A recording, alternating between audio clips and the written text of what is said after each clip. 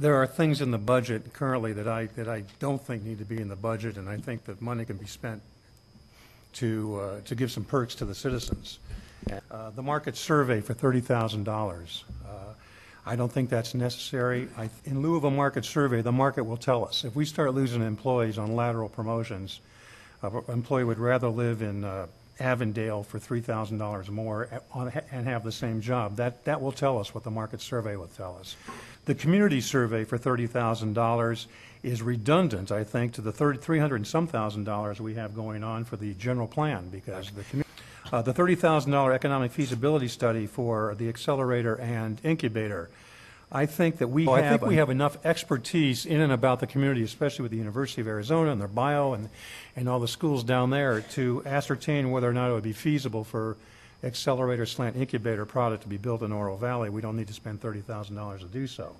The $40,000 for Naranja Park Master Plan, I also think is not necessary. The community will tell us what they want. That can be tuned in to that survey that we're going to do for the general plan. We can ask. The town is paying employer premiums, $1,900,000 for their health insurance. If you want to do a market survey, you're going to find out it's very, very rare that you get free health insurance. The employees, whatever they're paying now, need to pay 10% more. And what that does is that reduces our budget by $190,000. In deference to the mayor and Councilmember Snyder, who've made it known that they would like to see the Chamber of Commerce go up to $30,000, I, on the other hand, would like to see the contribution go down to $11,500. It's up to business to support the Chamber. I don't know that it's up to the town. Now, the town can enhance the Chamber, and I think $11,500 is certainly enough to enhance it. So that pretty much, we are, in my mind, a safe city. There's nothing I would do to deter that. And the combination of the police presence in Oro Valley, as well as the demographics of Oro Valley, are what makes Oro Valley the safe community that they are. However, Oro Valley has got 2.5 officers per 1,000 proposed in this budget. See, I think it's better to compare us to Avondale, Yuma, Buckeye, Gilbert, those communities. I think that would be a better comparison. And all those communities, and this is as current as 2 weeks ago when I called the particular communities, every one of those communities is working at or below 2.0 officers per 1,000. So attrition will certainly take care of getting us from 2.5 to 2.2. The chief quoted the Deutsch study. The Deutsch study came out in May 16th of 2007.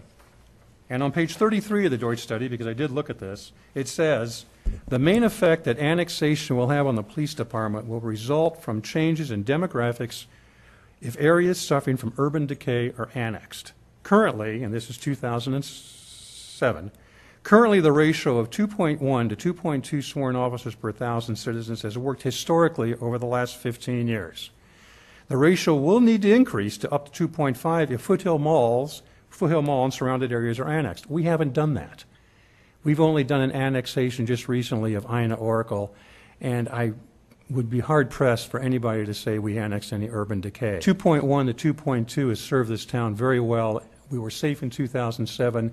We're safe in 2012. That will still be safe with 2.2 if we go down to 2.2. We've got the overtime utilized on the police force. In this year's budget, there's $464,173 in overtime. And there is $64,100 allocated for call-out, which equates to $528,273. I'm proposing that the chief cut that 10%, which equates to $52,827 in savings. However, we are unique in paying for the after-school security. The football, basketball games that require uniformed officers are being paid for by Oro Valley.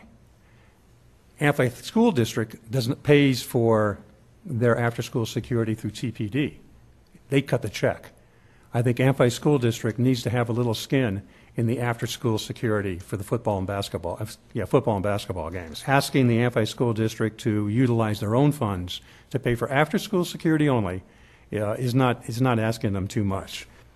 So roughly what I've come up with is roughly $429,000 in this year's budget that can be saved. But what I want to do with that money is give something back to the community. Not that, what I'd like to see is I'd like to see our parks overseeded in the wintertime.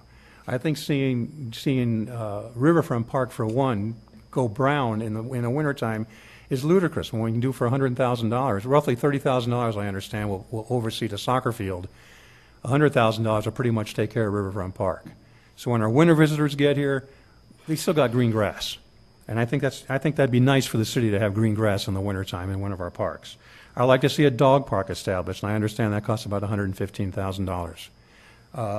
And I'd like to see water fountains along the CDO Trail, and I understand they're $15,000 each, and that's about $150,000. So if you throw in the overseed, the dog park, and the water, that's $330,000. Mr. Mayor, we also have arts and culture. It's not mentioned in this budget at all. I mean, there's extra money there. I only mentioned $330,000 out of the $400,000 plus that I think we can save. There's some arts and culture money available that we can do a big concert July 4th, Founders Day, whatever, we can really enhance this thing and have something, some showcase for the community. So, Mr. Mayor, that's what I see, what I like to see change in this budget. I don't know how other council members feel, but I appreciate you listening to me.